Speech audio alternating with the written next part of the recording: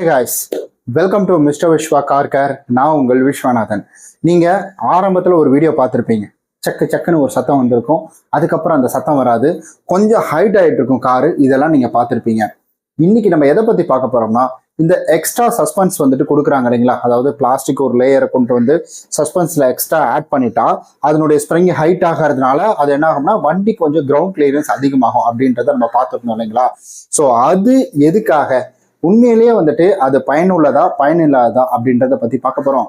இதை பயன்படுத்துறதுனால நமக்கு என்ன நல்லது, இதை பயன்படுத்துறதுனால நமக்கு என்ன கெட்டது அப்படின்ற எல்லாவற்றையுமே இந்த வீடியோல கிளியரா பார்க்க போறோங்க. வீடியோ ஸ்கிப் பண்ணாம பாருங்க. நீங்க நம்ம சேனலுக்கு, அதாவது மிஸ்டர் விஸ்வா கார் கேர் சேனலுக்கு புதுசா வந்திருக்கிறீங்கன்னா மறக்காம சப்ஸ்கிரைப் பண்ணிக்கோங்க. ஏன்னா கார் ரிலேட்டடான நிறைய பயனுள்ள தகவல்கள் கொண்ட வீடியோஸ் அப்படின்றத நம்ம போட்டிருக்கோம். மறக்காம அதெல்லாம் போய் பாருங்க. அது வந்துட்டு கீழே லிங்காக நான் கொடுத்துருக்கிறேன் நான். ஸோ ரொம்ப அவேர்னஸ் வீடியோவும் நம்ம போட்டிருப்போம். அந்த வீடியோ மறக்காம பாருங்க. நம்ம சேனலை மறக்காம சப்ஸ்கிரைப் பண்ணீங்க. வீடியோ இப்போ கண்டினியூ பண்ணலாம். இப்போ நம்ம எதுக்காக இந்த சஸ்பென்ஸை வாங்கணும், இந்த சஸ்பென்ஸ் எதுக்காக இருக்கு அப்படின்னு கேட்டிங்கன்னா, இது ரொம்ப ரொம்ப சிம்பிள் தாங்க. இப்போ நிறைய கார்ஸ் எல்லாமே கிரவுண்ட் கிளியரன்ஸ் எல்லாமே இருக்கும். ஃபார் எக்ஸாம்பிள் நீங்கள் பலினோ எடுத்துக்கிட்டீங்க, இல்லை i20 எடுத்துக்கிட்டீங்க, இல்லை i10 எடுத்துக்கிட்டீங்க, சாண்ட்ரோ எடுத்துக்கிட்டீங்க, அதுக்கப்புறம் நீங்கள் வந்துட்டு மாருதி, ஆல்டோ இந்த மாதிரிலாம் நிறைய வண்டி எடுத்துக்கிட்டிங்கன்னா கிரவுண்ட் கிளியரன்ஸ் வந்து ரொம்ப கம்மியாக இருக்கும். அது என்ன ஆகும்னா சில சிடான் கார்லலாம் வந்துட்டு அந்த பிரச்சனை அப்படின்றது வரும். அது என்னன்னா வேகத்தில் ஏறி இறங்கக்கூட அடியில் வந்து பார்த்தீங்கன்னா பாடி தட்டும், இல்லை முன்னாடியே வந்துட்டு போகக்கூட வந்து முன்னாடி பேனட் இருக்கு பார்த்தீங்களா?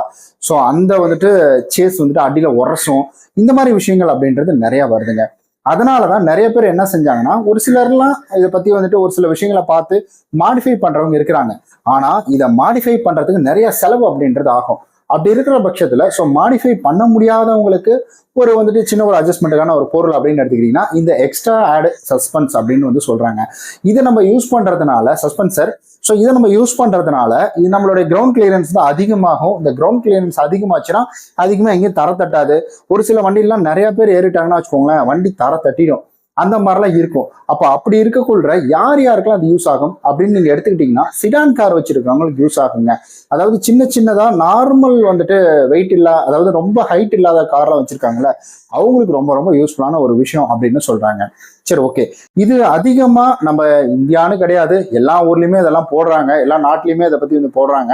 சஸ்பென்ஸ் வந்துட்டு எக்ஸ்டெண்ட் பண்றதுக்காக எல்லா இதுலயுமே போடுறாங்க. அது என்ன பண்ணும் அப்படின்னு கேட்டாங்கன்னா, ஸோ அந்த ஒரு ஸ்மூத் ரைடு கொடுக்கும் அப்படின்னு சொல்றாங்க. அந்த பிளாஸ்டிக் லேயர் வந்து ஸ்மூத் ரைடு கொடுக்கும்.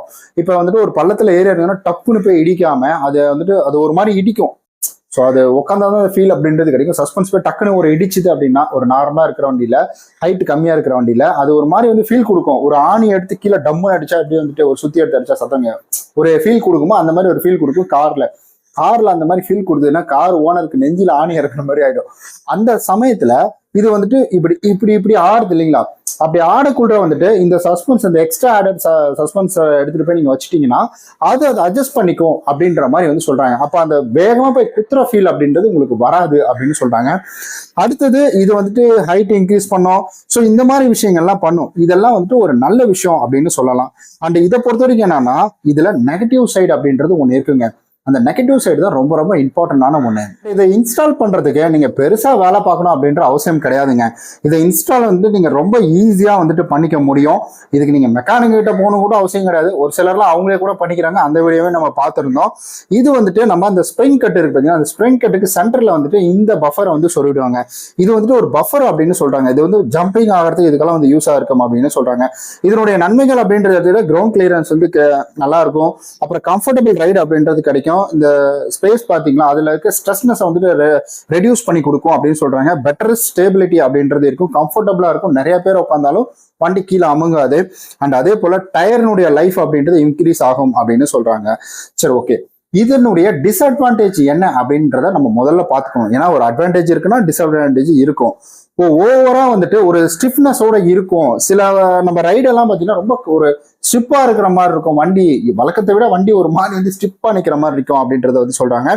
இதுல தப்பான சைஸை நீங்க போட்டுட்டீங்க அப்படின்னா இதனால வந்துட்டு டேமேஜ், அதாவது சஸ்பென்ஷன் வந்துட்டு டேமேஜ் ஆகிறதுக்கும் வாய்ப்புகள் இருக்கு அப்படின்றது இதுல குறிப்பிட்டிருக்காங்க. ராங் சைஸ் ரொம்ப ரொம்ப முக்கியம். கரெக்டான சைஸை பார்த்து தான் நம்ம வந்துட்டு அதுல ஃபிக்ஸ் பண்ணணும். அது ஓகே. அதுக்கப்புறம் சில பிராண்ட்லலாம் இதை நம்ம ஃபிக்ஸ் பண்றதுனால, ஒரு புது கார் வாங்கி ஃபிக்ஸ் பண்றீங்க, இல்ல பழைய கார்லயே கூட ஃபிக்ஸ் பண்றீங்க, அதுக்கு வாரண்டி போயிட்டு இருக்கு அப்படின்ற பட்சத்துல ஸோ வாரண்டி கிளைம்ல பிரச்சனை வரும் அப்படின்ற மாதிரி வந்து சொல்லுவாங்க. சில பிராண்டை மட்டும் தான் இந்த இடத்துல குறிப்பிட்டிருக்காங்க. அண்ட் இதை பொறுத்த வரைக்கும் நாட் ரீப்ளேஸ்மெண்ட், இது சஸ்பென்ஸ் சிஸ்டத்துக்கு ஆல்டர்னேட்டிவ் கிடையாது அப்படின்றத கிளியர் கட்டா இந்த இடத்துல சொல்றாங்க. ஏன்னா சஸ்பென்ஸ் அப்படின்றது ரொம்ப ரொம்ப முக்கியம். சஸ்பென்சர் அப்படின்றது ஒரு காருக்கு எல்லா வண்டிகளுக்குமே சஸ்பென்சர் அப்படின்றது இருக்கும். ஏன் ஈவன் நம்ம சைக்கிள்ல கூட இருக்குங்க, சைக்கிள்ல இருந்து எல்லாத்துக்குமே சஸ்பென்சர் அப்படின்றது இருக்கும். அது ரொம்ப ரொம்ப இம்பார்ட்டன்ட். அதுக்கு ஆல்டர்னேட்டிவ் தான் இது அப்படின்றது கிடையாது. ஜஸ்ட் அது கூட ஒரு ஆட் ஆகுது. எப்படின்னா ஒரு போல்டு போட்டு திருவுக்குள்ள டியூபுக்கெல்லாம் வந்துட்டு கேப் மாதிரி ஒன்று போடுவோம் பார்த்தீங்களா, அது வர்றது தான். ஸோ அந்த மாதிரி தான், இஷ்டப்பட்டா போட்டுக்கலாம், இல்லை விட்டுறலாம், அவ்வளவுதான். என்ன போடாம விட்டா உள்ள மண்ணு போயிடும். அந்த மாதிரி ஒரு சின்ன ஒரு எக்ஸாம்பிளோட நான் சொல்றேன் நான். சரி, ஓகே. இந்த மாதிரி பல ரீசன்களுக்கு இதை வந்துட்டு வாங்க வேணாம் அப்படின்னு சொல்லலாங்க. ஆனா இதே போல இந்த மாதிரி பல ரீசன்களுக்காக இதை ஓகே நீங்க வாங்கிக்கலாம் அப்படின்ற மாதிரியும் சொல்றாங்க. ஸோ ரியல் ஃபீட்பேக் அப்படின்னு எடுத்துக்கிட்டீங்கன்னா, இதை உண்மையாலும் யூஸ் பண்ணவங்களுடைய ஃபீட்பேக் அப்படின்றது எடுத்துக்கிட்டீங்கன்னா, சிட்டி ரோட்ல நல்ல கம்ஃபர்ட்டா வந்துட்டு இருக்கு அப்படின்னு வந்து சொல்றாங்க. அப்புறம் எஸ்யூவி யூசர் பாத்தீங்கன்னா ஹைவேஸ்ல வந்து ஸ்டேபிள் பெட்டரா வந்துட்டு இருக்கு அப்படின்றது சொல்றாங்க. ஸ்டேபிளா பெட்டரா நல்லாவே இருக்கு அப்படின்றது சொல்றாங்க. லாங் டேர்ம்ல யூஸ்ல கிராக் ஆக வாய்ப்புகள் இருக்கு அப்படின்ற ஒரு சில ரிவ்யூஸ்லயும் நம்மளால வந்துட்டு பார்க்க முடியுதுங்க. 5வது ரிவ்யூ, யாரு இதை பயன்படுத்தலாம் அப்படின்றது ரொம்ப ரொம்ப முக்கியமான ஒன்று. ஸோ லோ கிரவுண்ட் கிளியரன்ஸ் இருக்கிறவங்க கண்டிப்பாக இதை வந்துட்டு யூஸ் பண்ணிக்கலாம், உங்களுக்கு தேவைன்னா மட்டும். இது குறிப்பாக மறுபடியும் சொல்றாங்க. ஸோ இது ஒரு ஆல்டர்னேட்டிவான விஷயம் அப்படின்றது கிடையாது. அதுக்கப்புறம் நீங்கள் ஃபார் எக்ஸாம்பிள் பலினோ, i20 இந்த நார்மல் கார்லாம் இருக்கு பார்த்தீங்களா, இந்த மாதிரி கார்களை நீங்கள் பயன்படுத்திக்கலாம். ஃப்ரான்ஸ் எல்லாம் ஹைட்டு கொஞ்சம் அதிகம் தான், அதில் பிரச்சனை இல்லை. யார் இதை அவாய்ட் பண்ணலாம் அப்படின்னு கேட்டிங்கன்னா, ஸோ நல்லா வந்துட்டு ஆல்டர்னேட்டிவ் சஸ்பென்ஸுக்காக தான் நான் இதை வாங்குறேன் அப்படின்றவங்க கண்டிப்பாக இதை அவாய்ட் பண்ணிக்கலாம், தேவையில்லை. உங்கள் கார் ஆல்ரெடி ஹைட்டா இருக்கு, இதுல வச்சா இன்னும் கொஞ்சம் நல்லா இருக்கும், எல்லாரும் வைக்கிறாங்களா அப்படின்ற மாதிரி வைக்கிறீங்கன்னா அது வேணாம், அது வேஸ்ட் தான். ஸோ ஹைவேஸ்ல நீங்க அதிகமா வந்துட்டு யூஸ் பண்ண போறீங்க உங்களுடைய காரை அப்படின்னா அப்போ வந்துட்டு இது தேவையில்லை அப்படின்னு தான் சொல்றாங்க. ஆக்சுவலி என்னுடைய அனுபவம் அப்படின்னு எடுத்துக்கிட்டீங்கன்னா, என்னுடைய அனுபவத்தின்படி எனக்கு தெரிஞ்ச விஷயத்துக்கு நான் என்ன சொல்லுவேன்னா, தேவையில்லைன்னு தான் சொல்லுவேன். ஒரு காருக்கு இதுதான் கொடுத்துருக்காங்க அப்படின்னா அதுதான், அந்த இன்ஜினுக்கு அந்த வண்டியோட சைஸுக்கு இதுதானா இதுதான். அதை நம்ம அதிகமாக கொடுத்து அதை நம்ம ரொம்ப ஸ்ட்ரெஸ் பண்ணோம் அப்படின்னா அதனால சின்ன சின்ன பிரச்சனைகள் வர்றதுக்கு வாய்ப்பா இருக்கு.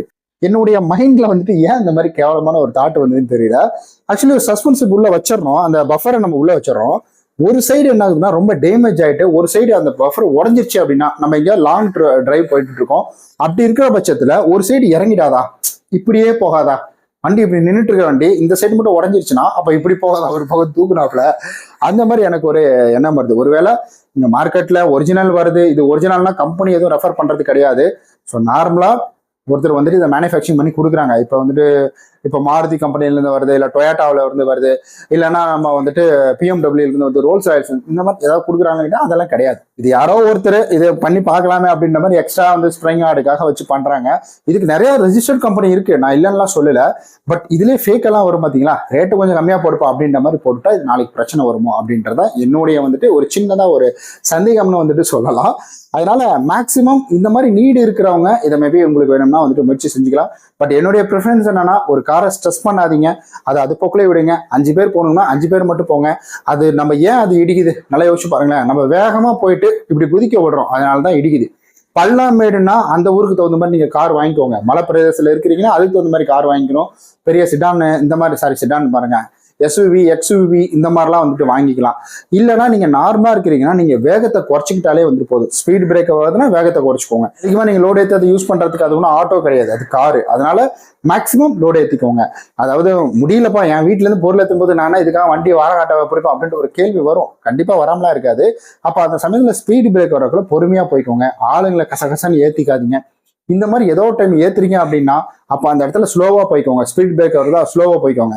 அந்த எப்பயாவது ஒரு தடவை நமக்கு யூஸ் ஆகும் அப்படின்ற ஒரு காரணத்துக்காக இதை வந்துட்டு வைக்கிறது என்ன பொறுத்தவரைக்கும் ராங் தான் சொல்லுவேன். ஒருவேளை உங்களுக்கு நீடட் இருக்கு அப்படின்னா நான் இதுல எது பெஸ்ட் அப்படின்னு வந்து தேடி பார்த்து அதனுடைய லிங்கை கீழே கொடுத்துருக்கேன். உங்களுக்கு வேணும்னா அதை வந்துட்டு நீங்க பயன்படுத்திக்கோங்க. கண்டிப்பா இந்த வீடியோ உங்களுக்கு ஒரு பயனுள்ள வீடியோவா இருந்திருக்கும். இந்த வீடியோ உங்களுக்கு பிடிச்சிருந்ததுன்னா ஒரு ஹார்ட்டின் வந்துட்டு கீழே கொடுத்துட்டு போயிடுங்களேன். ஸோ நிறைய பேர் இவ்வளவு தூரம் பார்த்துருக்கீங்க அப்படின்னு சொல்லிட்டு எனக்கு நெக்ஸ்ட் வீடியோ பண்றதுக்கு இன்னும் கொஞ்சம் மோட்டிவேஷனலா இருக்கும். நம்ம அடுத்தது என்ன கண்டென்ட் எதை பத்தி பேசலாம் அப்படின்றத மறக்காம கீழே கமெண்ட்ல சொல்லிடுங்க. நம்ம நாளைக்கு இது போல சூப்பரான வீடியோவில் சந்திக்கலாம். பாய்.